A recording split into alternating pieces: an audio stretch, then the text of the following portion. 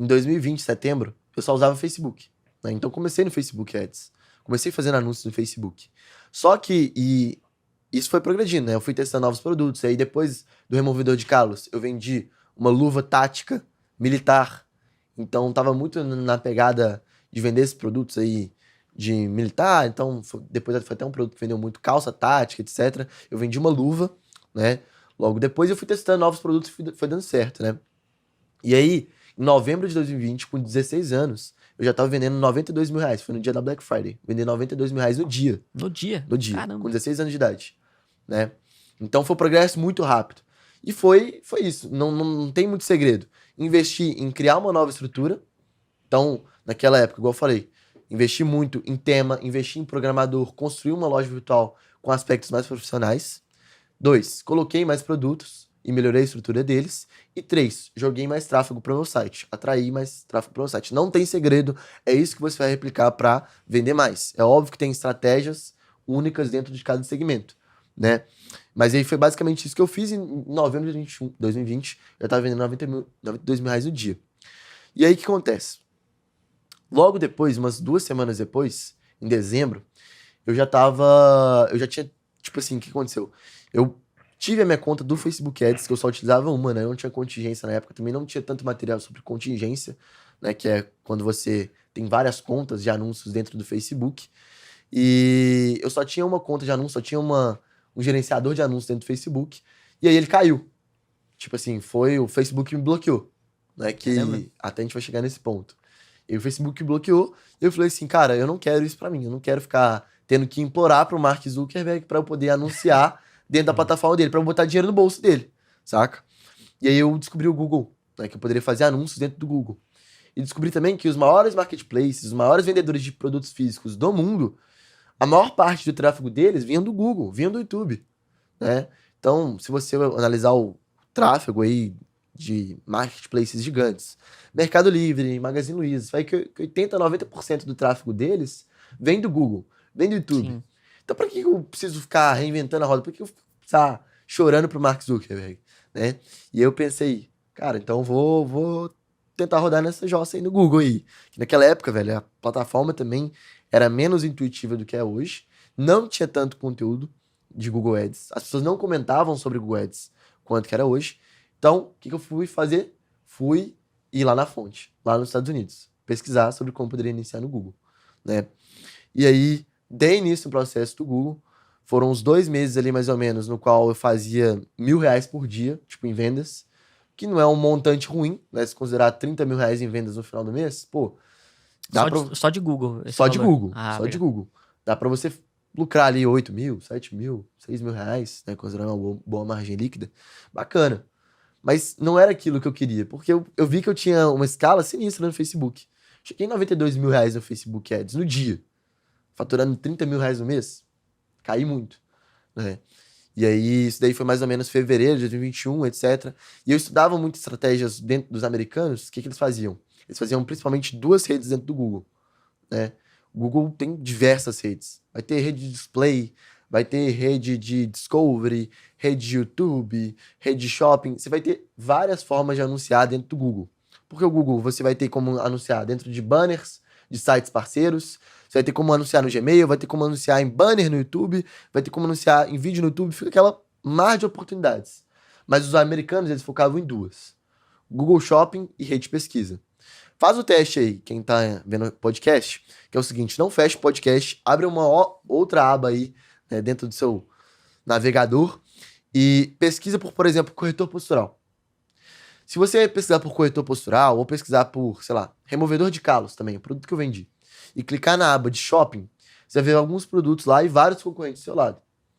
Ou se você clicar na aba de todas também do Google, tá? Se puder até colocar uma imagenzinha ilustrando aí depois no podcast, você vai ver alguns anúncios em formato de texto. Então, pessoas estão promovendo o produto, né, em texto, né, escrito, sei lá, corretor postural em promoção. Aí vai ter esse anúnciozinho em texto. Diferentemente que é o anúncio de shopping, que é uma imagenzinha e o nome do produto, certo? E aí os americanos só comentavam sobre essas 2 estratégias, né? Não tinha conteúdo aprofundado sobre como eu poderia vender produto único, assim, com vídeos, etc.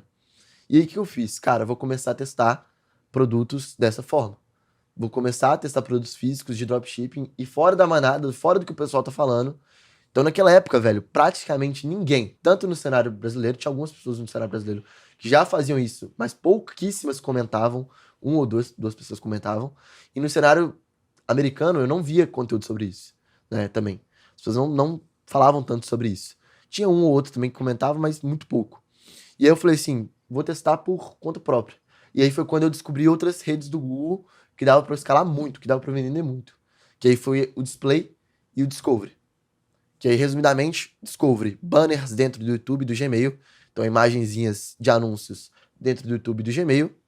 E o Display, imagens e banners também, só que dentro de sites parceiros do Google.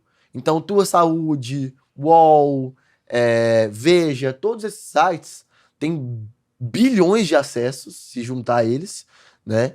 Se você considerar a rede Display, até um dado muito bacana, que eu falo pra galera, 90% de toda a internet tá dentro da rede Display. Dá pra você impactar. Caramba, é 90% das pessoas estão na internet. É muita loucura. Só com a rede Display do Google. Só pra quem não... só pra gente explicar aqui como que funciona, né, a rede Display.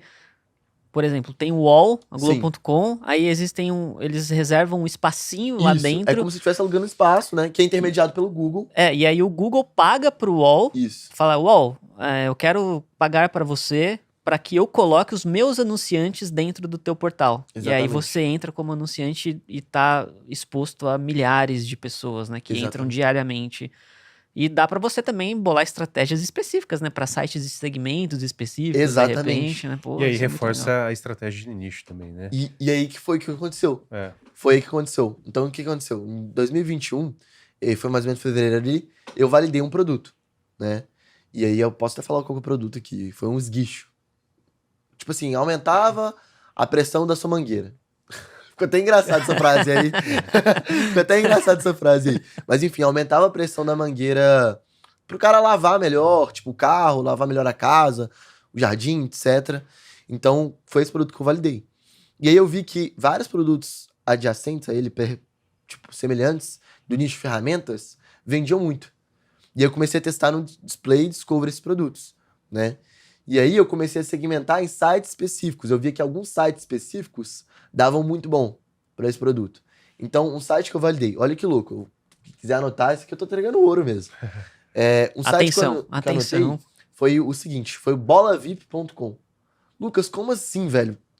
Que é isso? Que site é esse?